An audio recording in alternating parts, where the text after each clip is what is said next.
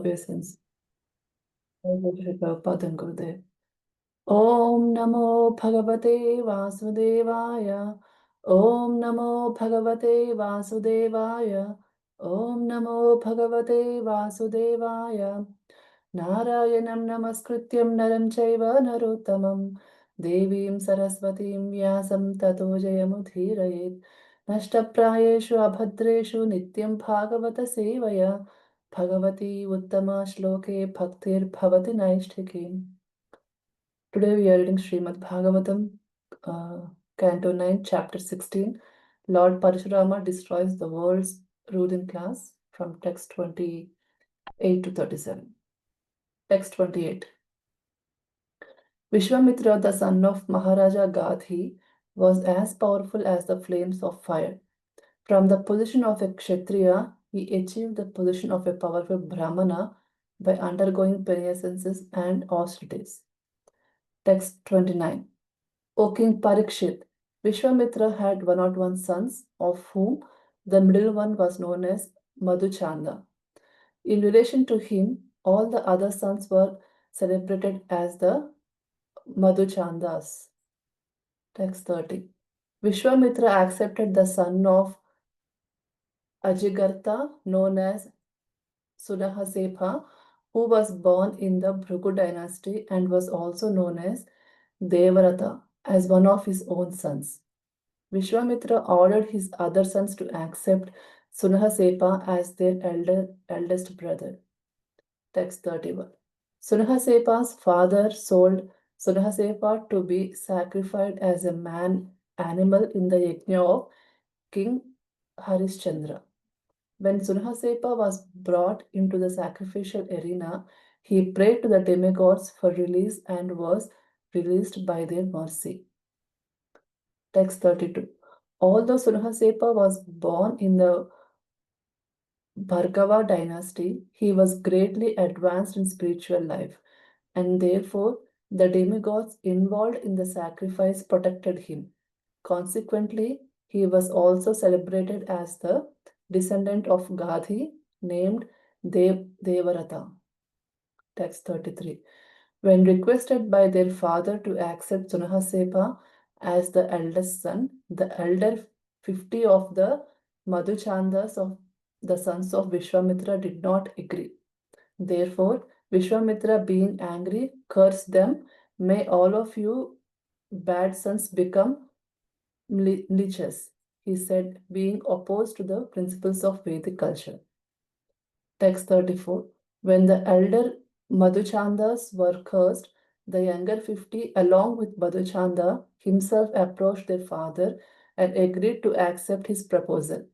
"Dear father," they said, "we shall abide by whatever agreement you like."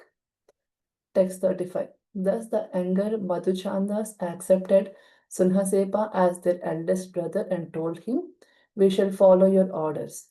Vishwamitra then said to his obedient sons, "Because you have accepted Sunhasepa as your eldest brother, I am very satisfied. By accepting my order, you have made me father of worthy sons, and therefore I bless you, all of you, to become the fathers of sons also." Text 36. Vishwamitra said, "O Kushikas, descendants of Kaushika, this Devarata is my son and is one of you. Please obey his orders." O King Parikshit, Vishwamitra had many other sons such as Ashtaka, Harika, Jaya, and Kratuman. Text 37. Vishwamitra cursed some of his sons and blessed the others. And he also adopted a son. Thus, there were varieties in the Kaushika dynasty, but among all the sons, Devarata was considered the eldest. Thus ends the Srimad Bhagavatam, Canto 9, Chapter 16. Hare Krishna Mataji. Thank you so much. Thank you so much, Prashanti Mataji.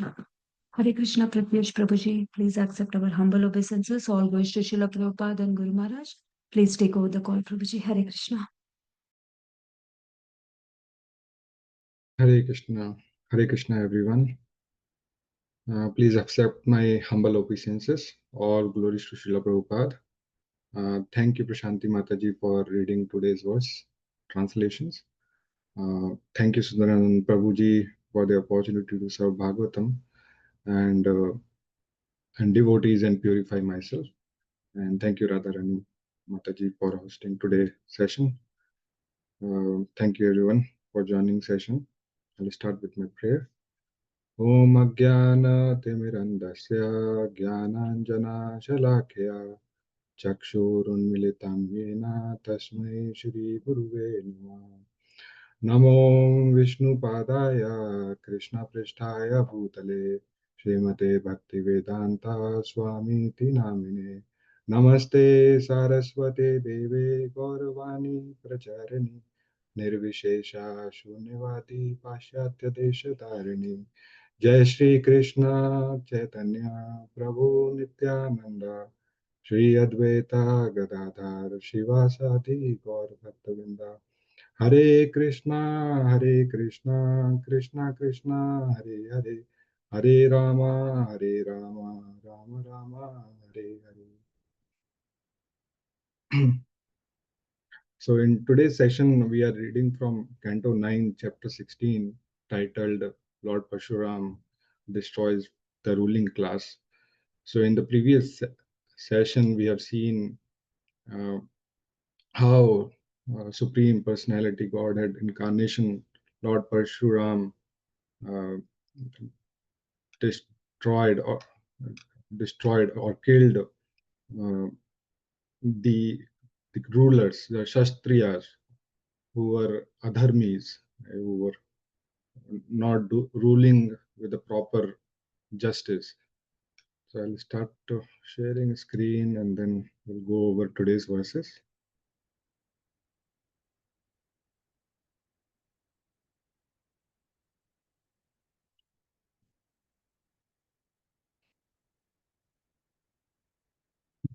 Yeah. So if we briefly have a look at how the Canto 9 has started after hearing um, all the Manus, pastime of Manus and Manvantras, Parikshit Maharaj inquired Sukdev Goswami to learn more about all the dynasties, and not only the fact but the tattva, like what was the real essence of all the dynasties, like what all they contributed. So immediately the Canto 9th started, and we have seen Sun Dynasty, Lunar Dynasty, on all the significant incident happened, and this will ultimately lead us to the pastime of Krishna, the incarnation of the arrival of Supreme Lord. So in the previous session, we have seen how Supreme Personality, Lord Parshuram, incarnated in Bhrigu dynasty and released the universe from the burden of undesirable kings. So he not only killed like one or two, but 21 times, 21 times from the planet Earth. However, when his father came back to the conscious, and uh, then he preached Parshuram about the killing is not so auspicious. Brahmana duty is to um, teach others that how we should work in a way that we should be merciful. So there we have seen how a Brahmana, Parshuram, uh, taken up the Kshatriya dharma and worked for the welfare of the society. But in today's we are going to see Vishwamitra. So Vishwamitra Rishi is also Raj Rishi, is also referred as Raj Rishi, and he is contrasting to the Parshuram in a way that Parshuram took up the dharma of Kshatriya, while Vishwamitra took take the dharma of Brahmana. So through the first text, Prabhupada mentioned that so the caste should not be decided by the the birth, but it should be decided by the quality of the one. Uh, and if someone is having quality of Brahmana, he should be classified as Brahmana, not by his birth. So and this is also given in so many places as a reference, and we'll see in today's verses like how Vishwamitra, the son of Maharaj Gadhi, uh, was very powerful, and he was a well positioned Kshatriya, and but he later achieved the uh, powerful Brahmana by undergoing penances and austerity. So he did ruled the entire earth for thousands of years. And if you look at the dynasty of Vishwamitra, so Vishwamitra father was Kushnabha. He was also called as Gadhi, and Kushunabha father was Kusha. So and he was a mind son. Mind son means Manas Putra of Brahma. So he took born out of brain of Brahma. So Vishwamitra ruled earth for thousands of years, and also known as Kaushika. So and some more facts about Vishwamitra was that his teacher was Jamdagni, the father of uh, Parshuram. So they are connected in this way. And so what we can see is from the next verse, like the king Parikshit. So Shukdev Goswami is telling about Vishwamitra. He had 101 sons. So 101 sons, from whom the middle one was Madhu Chanda. So Madhu Chanda is especially, if you see, half of them was elder to Madhu Chanda, and then half of them was younger to Madhu Chanda. But all the other son was referred as Madhu Chandas. So using the middle son name. That is also one way to look at, like one way to look at this is also that Madhu Chanda was so much celebrated. He is also accorded or credited for the writing of the initial verses of Rig Veda. So he was a celebrated singer, like Vedic singer, in his in that time. So that's also one of why all the son was referred as Madhu Chandas. So because he was famous, so we know, right? If someone in our family become very famous, we are called or referred by his name, right? We say so. That's why the son of Vishwamitra was also referred by his middle sons. So one more fact we will see in the upcoming verses why Madhuchanda is referred, like Vishwamitra sons are referred as Madhuchandas. And in the later, so Vishwamitra also accepted the son of Ajigrata, also known as Shunashepa. So Shunashepa is from Bhragu dynasty. So Bhragu dynasty, we have seen that Bhragu dynasty, uh, Bhragu was the son of Brahmaji, and through Bhragu, Jamdagni and the Prashuram is the lineage from that. And so Shunashepa was coming from the Bhragu dynasty. So Shunashepa was also called as Devrata. And Vishwamitra, so the fact mentioned here is Vishwamitra accepted uh, Shunashepa, who is also called as Devrata, as his son. So, and there is a big pastime behind this also, how this happened. which we will see. So Vishwamitra ordered all his sons to accept Sunashipa as his elder brother, even though he was young in age, but because of his qualities, which Vishwamitra saw, he asked all his sons to accept him as elder brother. So the pastime goes like what happened that Sunashipa father sold Sunashipa to sacrifice in the Harishchandra Yagna. So Harishchandra pastime is that he did not had any son, so he prayed to the demigod, uh, and from the boom he received son named Rohita. So Rohita, yeah, but the while giving the boom, the demigod also asked for a sacrifice. Um Sacrifice his son, which he will get in his son, right? So but he only got one son as in a boom. So he was so attached to him, and he keep on passing, like he will do it later. And as soon as the Rohita became adult and he realized what his father has promised, he ran away to the forest. And and the Harishchandra was never able to uh, kept keep his promise. So demigods were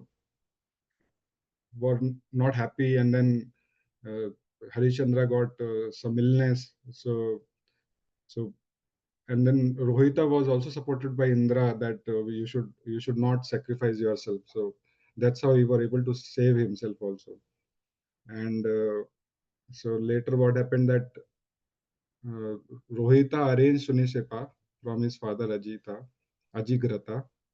and gave it to Harishchandra that you became so ill, take him and accept him as his own your son, and then give it to demigod in the sacrifice. But Suneshepa, knowing that he will be killed in the yagna sacrifice, he he immediately went to Vishwamitra and lamented, and then not lamented, but mercifully asked that, uh, please save me. I don't want to get killed. And Suneshepa was having a lot of Brahminical quality. So looking at that, Vishwamitra told him verses which can save it, or save him. So he recited those verses. By reciting those verses, the demigods left him like that. Especially Varun demigod, who gave him mercy, and he left. So we see here that a lot of a time, like people go go to the demigods for taking some benediction, but there are repercussions also, right? So the lot happens out of from there is not ultimate salvation or realization they get from there. So it is always through Bhagavatam and through Bhagavad Gita teaching, we always see we should all only rely on Bhagavan Krishna to all the mercy. We should not do any such small fixes to uh, gain the benefit. So yeah, here in the next text we see Suneshepa was born in Bhargav dynasty. He was, as I mentioned, like he was greatly advanced in spiritual life, and then he was accepted as a descendant of Gadi, named Devrata. So we have seen like his father, the Vishwamitra, requested all the sons to accept him as eldest son or eldest brother, but elder 50 of Madhuchandas denied that and did not agree to that. So Vishwamitra got angry and cursed them. So, and he cursed them that you all become Malich, and which means who doesn't follow the Vedic culture. So Prabhupada mentioned that in today's world there is no need of this this kind of curse, because everyone is Malich. They are not following the regulative principles and not following the Vedic system. So one who follow the Vedic system is a deer, right? A deer. So we see the elder Madhuchanda were cursed. So looking at that, younger 50 and including Madhuchanda himself agreed to the father proposal, and by doing so, they made their father happy, and then Madhuchanda accepted Suna Shepa as his elder brother, and Vishwamitra became very happy looking at it, Madhuchanda and other younger sons, that they have accepted his proposal, and he got very satisfied. So he also given boom to them that you will be also become father of worthy sons, and bless them to have sons like they are, how they are. So Vishwa, in the next one, Vishwamitra also says that Devrat is my son and is one of you. So please obey his order. So one thing to look at it here is, even though uh, Devrat and Devrat Suna Sepa was younger in age, but he was accepted by everyone elder, and upon Vishwamitra request, because one should not look at the age but the quality or qualification of a person. So a couple of example will be uh, of Prahlad Maharaj. Prahlad Maharaj was very young, but looking at his devotion, bhakti, and the, the surrender on the name of Hari, uh, everyone accepted him and followed him. So this is also like, we are learning from this today's verses, that we should accept, even though if somebody younger to us is having so much surrender and knowledge, we should accept him as also a teacher or elder. So, and but also, yeah, another fact is Vishwamitra had many other sons, Astaka and Harita, Jaya and Kortumu. So they are also referred here. And Vishwamitra cursed some of his son and blessed others, and he also adopted a son. And that's why there were different variety of Kaushika dynasty. But among all of them, Devrat was considered the eldest. So these are yeah, today verse. These are the today verse. So thank you everyone. So I'll conclude today's session. Thank you so much for joining today's session. ग्रंथराज Shrimad Bhagavatam की जय, श्रील प्रभुपाद की जय, अनंत कोटि वैष्णववृंद की जय. Thank you very much, Prabhuji. Hare Krishna. Hare Hare Krishna, Prabhuji. Thank you, Prabhuji. Hare Krishna. Thank you, Prabhuji, for very nice class. Thank you all devotees for joining the class today. Hare Krishna. Thank you, Prabhuji.